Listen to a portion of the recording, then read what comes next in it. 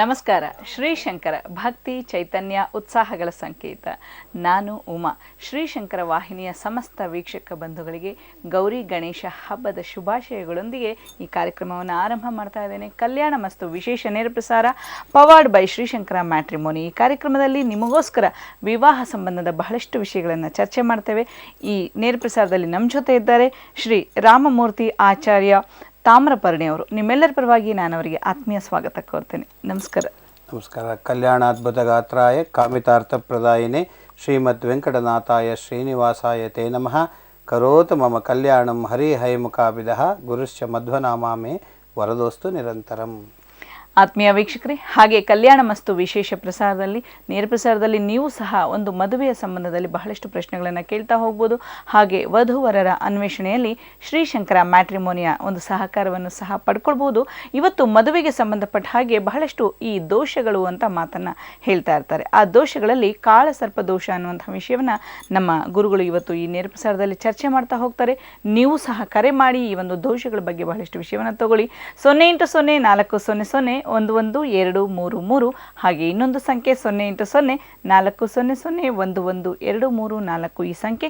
ಹಾಗೆ ನೀವು ವಧುವರರ ಅನ್ವೇಷಣೆಗೋಸ್ಕರ ಶ್ರೀಶಂಕರ ಮ್ಯಾಟ್ರಿಮೋನಿಗೆ ನೀವು ಸಹ ಭೇಟಿ ಕೊಡ್ಬೋದು ಮತ್ತು ವೆಬ್ಸೈಟಲ್ಲಿ ಲಾಗಿನ್ ಆಗ್ಬೋದು. ಬಹಳಷ್ಟು ವಿಷಯಗಳನ್ನು ಅಲ್ಲಿ ತಗೊಳ್ಬಹುದು. ಅದು ರಿಜಿಸ್ಟ್ರೇಷನ್ ಫ್ರೀ ಇದೆ ನಿಮಗೋಸ್ಕರ. ಹಾಗೆ ನೀವು ಯಾವುದೇ ಒಂದು ಮಾಹಿತಿ ಕೊಟ್ಟರೂ ಸಹ ಅದೆಲ್ಲವೂ ಗೌಪ್ಯವಾಗಿಡುವಂತಹ ಒಂದು ಶ್ರೀಶಂಕರ ಮ್ಯಾಟ್ರಿಮೋನಿ. ಈ ಜ್ಞಾನಶಂಕರ ನಮ್ಮ ಶ್ರೀಶಂಕರ ವಾಹಿನಿಯಿಂದ ಬಂದಿರುವಂತಹ ಜ್ಞಾನಶಂಕರ ಒಂದು ಮಾಸಿಕ ಪತ್ರಿಕೆಯಲ್ಲಿ ನಿಮ್ಮ ಈ ವಧುವರರ ವಿಷಯವಾಗಿ ಬಹಳಷ್ಟು ವಿಷಯಗಳು ಬರ್ತಾ ಇರುತ್ತೆ, ನೋಡಬಹುದು ಅಂತ ಹೇಳ್ತಾ ಚರ್ಚೆಯನ್ನು ಆರಂಭ ಮಾಡ್ತಾನೆ. ಗುರುಜಿಯವರೇ, ಇವತ್ತು ಈ ಒಂದು ಕಲ್ಯಾಣ ಮಸ್ತು ವಿಶೇಷ ಪ್ರಸಾರದಲ್ಲಿ ನೀವು ದೋಷಗಳ ಬಗ್ಗೆ ಈಗಾಗಲೇ ಮಾತಾಡ್ತಾ ಬಂದಿದ್ರಿ ಮತ್ತು ಆ ಕಾಳಸರ್ಪ ದೋಷದ ಬಗ್ಗೆ ಬಹಳಷ್ಟು ವಿಷಯವನ್ನು ಕೊಡ್ತೇನೆ ಅಂತ ಹೇಳಿದ್ರಿ. ಮೊದಲು ಗಣೇಶ ಮತ್ತು ಗೌರಿ ಮತ್ತು ಗಣೇಶ ಹಬ್ಬದ ಆರ್ಥಿಕ ಶುಭಾಶಯಗಳು. ಶಂಕರ ವಾಹಿನಿ ವೀಕ್ಷಣೆ ಮಾಡುವ ಸಮಸ್ತ ಜನಗಳಿಗೆ ಎಲ್ಲರಿಗೂ ಶುಭವನ್ನು ಉಂಟು ಮಾಡಲಿ. ಇವತ್ತು ವಿಶೇಷವಾಗಿ ಗೌರಿ ಹಬ್ಬ. ಗೌರಿ ಹಬ್ಬದಲ್ಲಿ ಹೇಗೆ ಗೌರಿ ಅನ್ನೋದು ಅಂದರೆ 4 ಮಂಗಳವಾರ ಅವಳು ಪೂಜೆಯನ್ನು ತಗೊಳ್ತಾಳೆ ಮಂಗಳ ಗೌರಿಯಾಗಿ. ತದನಂತರ ಅವಳು ಸ್ವರ್ಣ ಗೌರಿ ಆಗ್ತಾಳೆ. ರುದ್ರದೇವರ ಪತ್ನಿ ಪಾರ್ವತಿ ದೇವಿನ ಎಲ್ಲೂ ರುದ್ರದೇವರು ಕರ್ಕೊಂಡು ಬರ್ತಾನೇ ಇರಲಿಲ್ಲಂತೆ ಆಚೆ ಕಡೆ. ಯಾಕೆಂದರೆ ಬಹಳಷ್ಟು ಕಪ್ಪಿದ್ಲಂತೆ. ಹೇಗೆ ನಾರದರು ಕೇಳಿದ್ರಂತೆ, ಇಲ್ಲಪ್ಪ ನಿಮ್ಮ ಧರ್ಮಪತ್ನಿ ಕಾಣ್ತಾ ಇಲ್ಲ ಅಂದಾಗ, ಇಲ್ಲ ನಾರದರೆ ನನ್ನ ಹೆಂಡತಿ ತುಂಬ ಕಪ್ಪಗಿದ್ದಾಳೆ, ಎಲ್ಲರೂ ಆಡ್ಕೊಳ್ತಾರೆ ಅಂದಾಗ ನಾರದರು ಹೇಳಿದ್ರಂತೆ, ಒಂದು ಕೆಲಸ ಮಾಡಿರಿ, ರಾಮ ಮಂತ್ರವನ್ನು ಅವರಿಗೆ ಉಪದೇಶ ಮಾಡಿರಿ. ಗಿರಿಜಾರಾಮ ಮಂತ್ರವನ್ನು ಗೌರಿಗೆ ಉಪದೇಶ ಮಾಡಿದ ಕೂಡಲೇ ದಿನಕ್ಕೆ ದಿನ ವಿಲಕ್ಷಣ ಬಣ್ಣ, ವಿಲಕ್ಷಣ ಸ್ವರೂಪ, ಭಯಂಕರ ವರ್ಚಸ್ಸನ್ನು ಗೌರಿ ಪಡೆದಲಂತೆ. ಪಡೆದಾಗ ಆವಾಗಲೂ ಹೊರಗಡೆ ಕರ್ಕೊಂಡ್ಬರಲಿಲ್ಲ ರುದ್ರದೇವರು. ಇದೇನು ಸ್ವಾಮಿ, ಎಲ್ಲ ಲಕ್ಷಣಗಳೆಲ್ಲ ಬಂತಲ್ಲ, ಯಾಕೆ ಕರ್ಕೊಂಡು ಬರಲಿಲ್ಲ ನೀವು ಅಂತ ಕೇಳಿದ್ರೆ, ಅವಳು ನನಗಿಂತನೂ ಜಾಸ್ತಿ ಬಣ್ಣ ಆಗಿಬಿಟ್ಟಿದ್ದಾಳೆ, ಅದರಿಂದ ನಾನು ಸ್ವಲ್ಪ ಕಡಿಮೆ ಇದ್ದೀನಿ ಅಂಥೇಳಿ ತಾನೂ ರಾಮ ಮಂತ್ರವನ್ನು ಜಪ ಮಾಡಿಕೊಂಡು ರುದ್ರದೇವರು ಪಾರ್ವತಿಯನ್ನು ಗೌರಿಯನ್ನು ಕರೆದುಕೊಂಡು ಬಂದರು. ಸೊ ಇದು ಒಂದು ವಿಶೇಷವಾದ ರಾಮ ಮಂತ್ರದಿಂದ ಒಂದು ಅದ್ಭುತವಾದ ವಿಲಕ್ಷಣವನ್ನು ಹೆಣ್ಣು ಮಕ್ಕಳು ಪಡೆಯಬಹುದು. ಅದರಲ್ಲೂ ವಿಶೇಷವಾಗಿ ಗೌರಿ ಪಡೆದಿದ್ದಾಳೆ ಅಂದರೆ ಸ್ವರ್ಣ ಗೌರಿ ಅಂತ ಅವಳಿಗೆ ಇವತ್ತು ಏನು ಕಥಾನಾಯಕಳು ಇವತ್ತು ಆಗಿದ್ದಾಳೆ, ಅದರ ಪೂಜೆಯನ್ನು ಇವತ್ತು ತಗೊಳ್ತಾಳೆ. ಇದೊಂದು ಚಿಕ್ಕ ಕ್ಲಿಪ್ಪು ಮತ್ತು ವಿಷಯ. ಹಾಗೆ ಆತ್ಮೀಯ ವೀಕ್ಷಕರೇ, ಸೊ ಈ ಒಂದು ಗೌರಿ ಗಣೇಶ ಹಬ್ಬದ ವಿಶೇಷವನ್ನು ನಮ್ಮ ಗುರುಗಳು ಹೇಳ್ತಾ ಹೋದರು. ಹಾಗೆ ಶ್ರೀಶಂಕರ ಮ್ಯಾಟ್ರಿಮೋನಿಯಲ್ಲಿ ವಧುವರರ ಅನ್ವೇಷಣೆಯ ಜೊತೆಯಲ್ಲಿ ಇವತ್ತು ನಮ್ಮ ಜೊತೆ ಕೈ ಜೋಡಿಸಿ ಒಂದು ನವ ಜೋಡಿ ಈ ಶ್ರೀಶಂಕರ ಮ್ಯಾಟ್ರಿಮೋನಿಯಿಂದ ದಾಂಪತ್ಯ ಜೀವನಕ್ಕೆ ಕಾಲಿಟ್ಟಿದ್ದಾರೆ. ಮಿಸ್ಟರ್ ವೆಂಕಟ್ ವಿವೇಕ್ ಮತ್ತು ಶ್ರುತಿಯವರು. ಬನ್ನಿ ನೋಡೋಣ ಹೇಗಿದೆ ಅವರ ವಿವಾಹ ಬಂಧನದ ಸಂದರ್ಭ.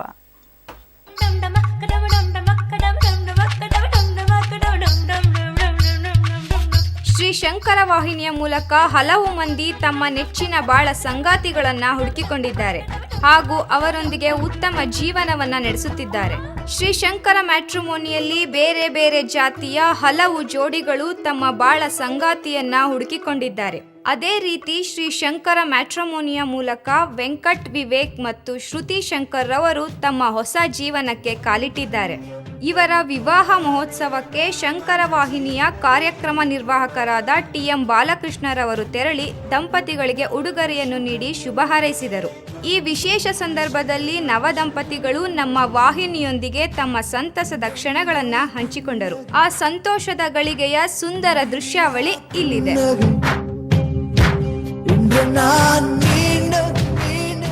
Turned out that eventually he found that special girl over here standing next to me, Shruti, and yeah, definitely we are thankful to Sri Shankara Matrimony, as I think we just found out the perfect match for me, and thanks to Sri Shankara Matrimony for that, and thank you so much for coming here and blessing us again. I said just to add to what Vivek said, I would just again like to just thank Sri Shankara Matrimony for the same, for helping me find my life partner.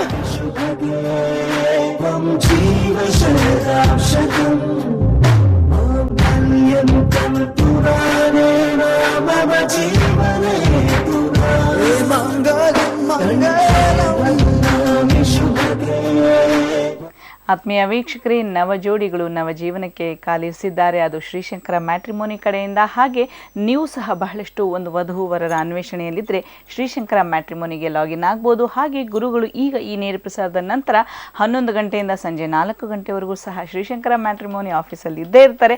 ನೀವು ಸಹ ಹೋಗಿ ಭೇಟಿ ಮಾಡಿ ನಿಮ್ಮ ಒಂದು ಪ್ರಶ್ನೆಗಳನ್ನು ಕೇಳ್ತಾ ಹೋಗ್ಬೋದು. ಹಾಗೆ ಇವತ್ತು ಕಾಳ ಸರ್ಪದೋಷದ ಬಗ್ಗೆ ಮಾತಾಡ್ತಾ ಇದ್ದಾರೆ.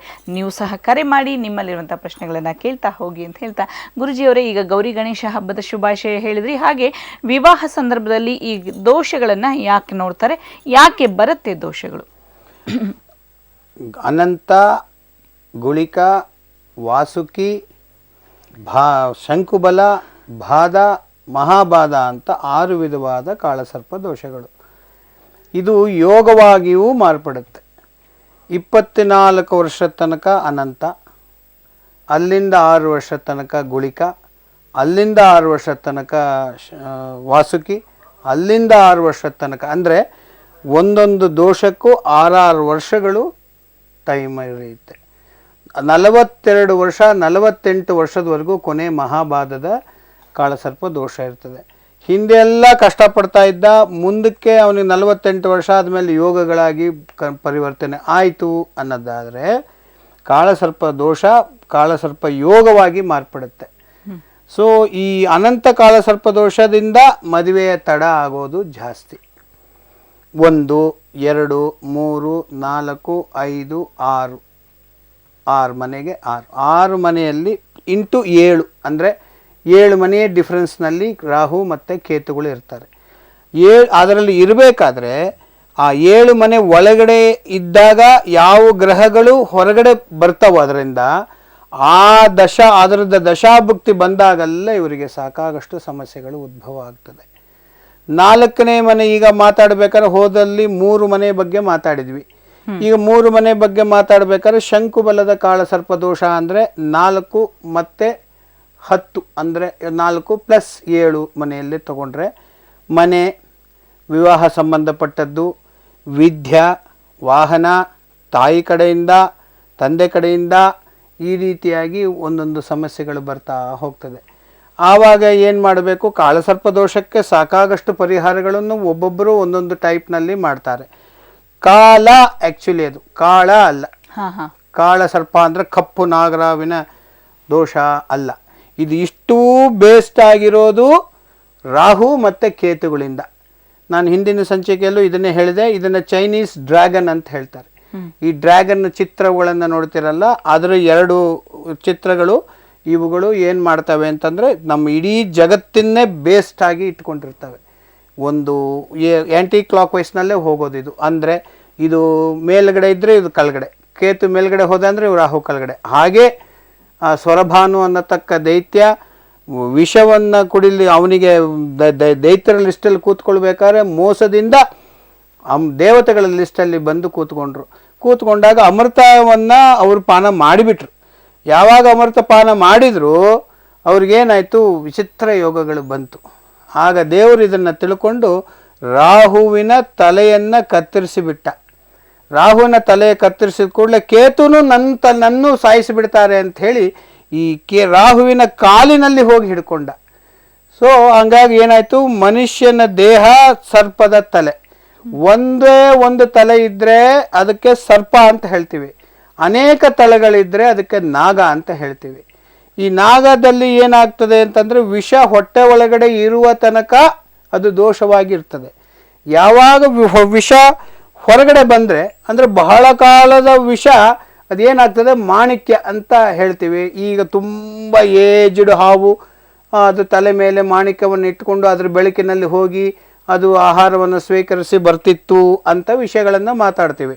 ಅದೇ ರೀತಿ ಏನಾಗ್ತದೆ ಅಂತಂದರೆ ವಿಷ ಮಾಣಿಕ್ಯ ಬಂದರೆ, ಮಾಣಿಕ್ಯ ಅಂದರೆ ಸಕಲ ವಿಧವಾದ ಕಲ್ಲುಗಳು ಅದರಲ್ಲಿ ಇರ್ತದೆ.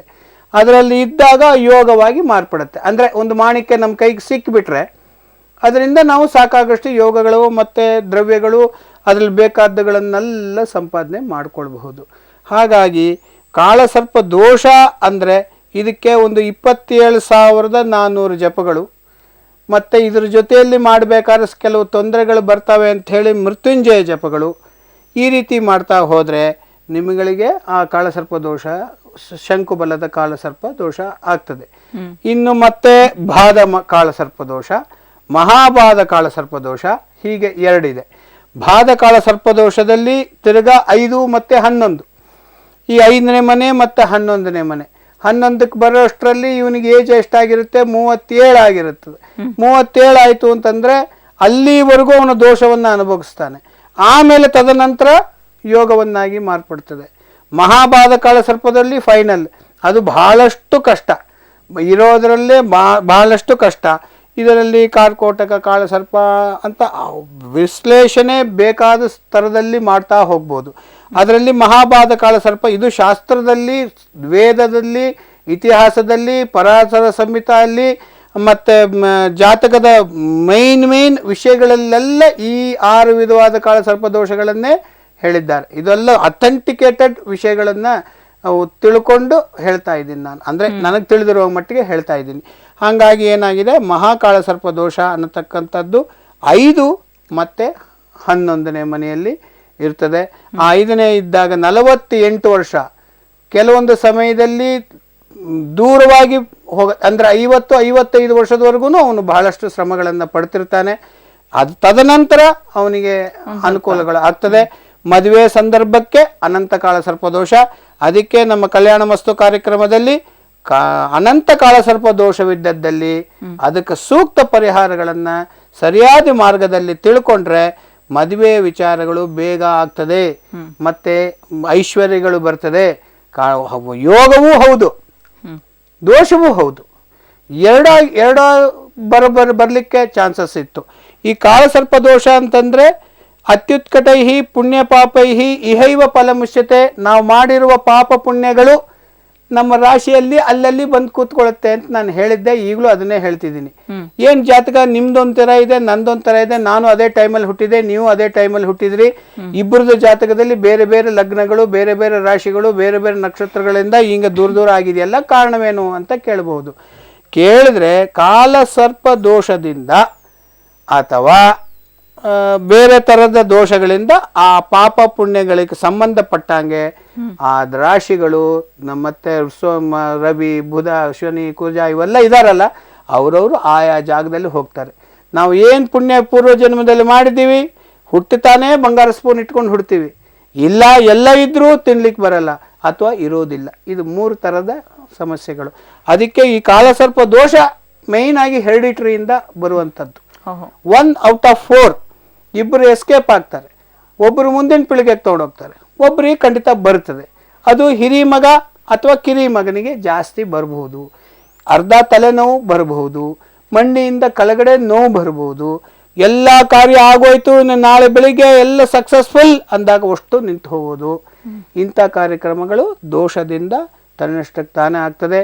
ಕಾಳಸರ್ಪ ದೋಷಕ್ಕೆ ವರಾಹದೇವರ ರಾಹುವಿನ ಸಂಬಂಧ ಪಡೋದಾದರೆ ವರಾಹದೇವರ ದರ್ಶನ, ನರಸಿಂಹದೇವರ ಪೂಜೆ, ಉಗ್ರಂ ವೀರಂ ಮಹಾವಿಷ್ಣುಂ ಜ್ವಲಂತಂ ಸರ್ವತೋಮುಖಂ ನರಸಿಂಹಂ ಭೀಷಣಂ ಭದ್ರಂ ಮೃತ್ಯೋರ್ ನಮಾಮ್ಯಹಂ, ಈ ಥರದ ವಿಚಾರಗಳನ್ನು ಜಕಾಗಷ್ಟು ನರಸಿಂಹದೇವರ ಜಪಗಳನ್ನು ಮಾಡಿ ಕಾಳಸರ್ಪ ದೋಷ ಅದರದೇ ಆದಂಥ ಮಂಡಲ ಮೋದಕದಿಂದ ಆಹುತಿಗಳನ್ನು ಕೊಟ್ಟು, ಒಂದು ಯಾವುದೇ ಆದರೂ ಪೂರ್ವ ಸಿದ್ಧತೆಯ ಪ್ರಕಾರ ಮೊದಲು ಜಪ, ಅದರಲ್ಲಿ 50 ಭಾಗ ಹೋಮ, 25 ಭಾಗ ಅರ್ಘ್ಯ, ಇವು ಎಲ್ಲವಿಂದಲೂ ನೀವು ಕಾಲಸರ್ಪ ದೋಷದಿಂದ ತಪ್ಪಿಸಿಕೊಳ್ಳಬಹುದು. ಎಸ್. ಹಾಗೆ ಈಗ ಗುರುಜಿಯವರೇ, ಈಗ ಸಾಮಾನ್ಯವಾಗಿ ಸಾಮಾನ್ಯ ಜನಕ್ಕೆ ಇವೆಲ್ಲ ಗೊತ್ತಿರೋದಿಲ್ಲ. ಒಂದು ಶಾಸ್ತ್ರ ಆಗಲಿ ಅಥವಾ ಜ್ಯೋತಿಷ್ಯ ಆಗಲಿ ಏನು ಗೊತ್ತಿರೋದಿಲ್ಲ. ಅವರು ಯಾವುದೋ ಒಂದು ಮೂಢನಂಬಿಕೆಯಲ್ಲಿ ಬದುಕ್ಬಿಡ್ತಾರೆ. ಹಿಂಗಾಗೋಯ್ತು ಏನು ಮಾಡೋದು ಅಂತ. ಅಂಥವ್ರಿಗೆಲ್ಲ ಇಂಥ ಒಂದು ನಾಲೆಡ್ಜ್ ಬರಬೇಕು ಅಂದರೆ ಸದಾಕಾಲ ಅವರು ಗುರುಜಿಗಳನ್ನ ಭೇಟಿ ಮಾಡಬೇಕಾ ಅಥವಾ ದೇವಸ್ಥಾನಕ್ಕೆ ಹೋಗಿ ಪೂಜೆ ಮಾಡಿಸ್ಕೊಂಡ್ಬಂದ್ರಷ್ಟೇ ಸಾಕಾ? ಈಗ ಮದುವೆ ಸಂದರ್ಭ ಅಂತಂದ್ರೆ ಅವ್ರಿಗೆ ಏನು ಸಣ್ಣ ಲೌಕಿಕ ಉದಾಹರಣೆ ಕೊಡೋದಾದ್ರೆ, ಕಾಲು ಉರಿತಾ ಇದೆ, ತುಂಬ ಸುಸ್ತಾಗ್ತಾ ಇದೆ, ಜಾಸ್ತಿ ನೀರು ಕುಡಿತಾ ಇದ್ದೀನಿ, ಈ ರೀತಿ ಅದು ಹೇಳಿದ್ರೆ ಹಳ್ಳಿಯವರಿಗೆ ಅವರಿಗೆ ಡಯಾಬಿಟಿಕ್ ಅಂತ ಗೊತ್ತಾಗೋದಿಲ್ಲ. ಅದು ಪರೀಕ್ಷೆ ಮಾಡುವ ತನಕನೂ ಗೊತ್ತಾಗೋದಿಲ್ಲ. ಹೌದು. ಸೊ ಬ್ಲಡ್ ಟೆಸ್ಟ್ ಮಾಡಿ ಇವನಿಗೆ ಇಷ್ಟು % ಶುಗರ್ ಇದೆ, ಅದರಿಂದ ಕಾಲು ಉರಿ ಬರ್ತಾ ಇದೆ, ನೀನು ಶುಗರ್ ತಿನ್ಬೇಡಪ್ಪ, ಊಟ ಕಮ್ಮಿ ಮಾಡು, ಹಿಂಗೆಲ್ಲ ಕೆಲವು ವಿಷಯಗಳನ್ನ ಹೇಳ್ತಾರೆ. ಹೌದು. ಕಾಲಸರ್ಪ ದೋಷ ಇದೆಯೋ ಇಲ್ಲವೋ ಅಥವಾ ಏನೇ ವಿಧವಾದ ದೋಷಗಳು ಇರಬಹುದು, ಆ ದೋಷಗಳಿಗೆ ಪರಿಹಾರವೇನು ಅಂತ ಜ್ಯೋತಿಷ್ಯರ ಹತ್ರಕ್ಕೆ ಹೋಗ್ಬೇಕಾಗ್ತದೆ. ಹೋದಾಗ ಸರಿಯಾದ ರೀತಿಯಲ್ಲಿ ಮ್ಯಾಥಮೆಟಿಕ್ಸ್ ಇದು, ಇನ್ನೇನು ಅಲ್ಲ. ಇಲ್ಲಿದ್ರೆ ಚಂದ್ರ, ಇಲ್ಲಿ ಸೂರ್ಯ ಇರ್ತಾನೆ, ಇಲ್ಲಿ ಕುಜ ಇರ್ತಾನೆ, ಇಲ್ಲಿ ಬುಧ ಇರ್ತಾನೆ, ಇಲ್ಲಿ ಶುಕ್ರ ಇರ್ತಾನೆ ಅಂತ ಲೆಕ್ಕ. ನಿಮಗೆ ನಾನು ಮೊದಲೇ ಹೇಳಿದ್ದೆ, ವರಾಹ ಮಿಕೀರ ಮಗು ತಾಯಿ ಜನ್ಮ ಕೊಡಬೇಕಾದ್ರೆ ತಲೆ ಹೊರಗಡೆ ಬಂದ ಕೂಡಲೇ ಒಂದು ನಿಂಬೆಹಣ್ಣನ್ನ ಹೀಗೆ ಉಳಿಸ್ತಾ ಇದ್ರು. ಆ ಬರುವ ಸಮಯವನ್ನು ಇಟ್ಟುಕೊಂಡು ತಲೆ ಬಂದ್ರೆ ಲಗ್ನ ಅಂತ ಬರೀತಿದ್ರು. ಅದು ಮುಗಿದು ಕೂಡಲೇ ಮತ್ತೆ ದೇಹ ಹೊರಗಡೆ ಬರಬೇಕಾದ್ರೆ ದೇಹ ಬಂತು ಅಂತ ಇಂಡಿಕೇಶನ್ಸ್ ಕೊಟ್ರೆ ಅವರಿಗೆ ಒಂದು ನಿಂಬೆಹಣ್ಣನ್ನ ದಬ್ಬಿದ್ರೆ ಅದೇನಾಗ್ತಿತ್ತು, ರಾಶಿ ಆಗ್ತಿತ್ತು. ಇನ್ನು ನಾಭಿ ಕಟ್ ಮಾಡಬೇಕಾದ್ರೆ ಅದಕ್ಕೆ ನಮ್ಮ ಶುಕ್ರನ ಸ್ಥಾನ ಬಾಕಿ ಉಳಿದ ಗ್ರಹಗಳನ್ನೆಲ್ಲ ಜಾತಕದ ಫಲಗಳಲ್ಲಿ ಆಯಾ ಟೈಮ್ ತಕ್ಕ ಹಂಗೆ ಬರೀತಿದ್ರು. ಅವಾಗೇನು ವಾಚ್ ಇರಲಿಲ್ಲ, ಸಮಯ ಇರಲಿಲ್ಲ, ಏನು ಇರಲಿಲ್ಲ. ಆ ಸಮಯ ಹುಟ್ಟುವ ಸಮಯದಲ್ಲಿ ಹಿಡ್ಕೊಂಡು ಇದು ಇಂಥ ಲಗ್ನ, ಇವತ್ತು ಇಂಥ ರಾಶಿ, ನಾಭಿ ಕಟ್ ಮಾಡಿ ಇದು ಶುಕ್ರನ ಸ್ಥಾನ, ಕುಜನ ಸ್ಥಾನ, ಹಿಂಗಿದೆ ಅಂತ ಸ್ಪಷ್ಟವಾದ ವಿಚಾರಗಳನ್ನು ತಿಳ್ಕೊಳ್ಬೋದು. ಸೊ ಆವಾಗಲೂ ಒಂದು ಥರದ ಕ್ಯಾಲ್ಕುಲೇಷನ್ ಇರ್ತಿದ್ದು. ಸೂರ್ಯನನ್ನ ನೋಡಿ 11 ಗಂಟೆ 11:30 ಆಗಿರಬಹುದು ಅಂತ ಹೇಳ್ತಿದ್ರು. ಹಾಗೆ ಹೇಳ್ತಿದ್ರು. ನೆತ್ತಿ ಮೇಲೆ ಬಂದಾಗ 12 ಗಂಟೆಗೆ ಅದು ಇಳಿದ್ರೆ ಹಿಂಗೆ ಸಾಯಂಕಾಲ ಇಷ್ಟೊತ್ತಿಗೆ 5:30 ಆಗಿದೆ ಅಂತ ಹೇಗೆ ಸಮಯವನ್ನ ಗುರುತು ಹಿಡಿತಿದ್ರು. ಗಳಿಗೆಗಳು, ಫಳಗಳು ಅಂತ ಹೇಳ್ತಿದ್ರು. ಇವುಗಳೆಲ್ಲ ಹೇಗೆ ಕಂಡುಹಿಡಿತಿದ್ರು ಅಂದ್ರೆ ಮೇರ್ ಲೆಕ್ಕಾಚಾರ ಮಾತ್ರ. ಆ ಲೆಕ್ಕಾಚಾರದಿಂದ ನೀವು ಎಲ್ಲವನ್ನೂ ತಿಳ್ಕೊಳ್ಬಹುದು. ಆತ್ಮೀಯ ವೀಕ್ಷಕರೇ, ಹಾಗೆ ವಿವಾಹ ಅನ್ನುವಂಥದ್ದು ಯಾವುದೋ ಒಂದು ದಿನದ ಮಾತಲ್ಲ ಅಥವಾ ಒಂದು ಗಳಿಗೆಯ ಮಾತಲ್ಲ. ಸೊ ಇದಕ್ಕೆ ಅದರದೇ ಆದ ಲೆಕ್ಕಾಚಾರ, ಒಂದು ಗಳಿಗೆ ಎಲ್ಲವನ್ನ ನೋಡಿ ಮಾಡುವಂತಹ ಒಂದು ಸಂದರ್ಭ. ಅಂತಹ ವಿವಾಹಕ್ಕೆ ಪೂರಕವಾಗಿ ನಮ್ಮ ಗುರುಜಿಯವರು ಎಲ್ಲ ಮಾಹಿತಿಯನ್ನು ಕೊಡ್ತಾ ಇದ್ದಾರೆ. ಬನ್ನಿ ಹಾಗೆ ಶ್ರೀಶಂಕರ ಮ್ಯಾಟ್ರಿಮೋನಿಯ ಒಂದು ವಧುವರರ ಅನ್ವೇಷಣೆಯಲ್ಲಿ ಒಂದು ಪ್ರೊಫೈಲ್ ನೋಡ್ಕೊಂಡು ಬರೋಣ. ಭಾಸ್ಕರ್ ಕೆ, ಏಜ್ 33, ಕಾಸ್ಟ್ ಬ್ರಾಹ್ಮಣ Iyer, SSN ID SSM 42798, education masters. Chandramouli Patanjali, age 30, cost ಬ್ರಾಹ್ಮಣ,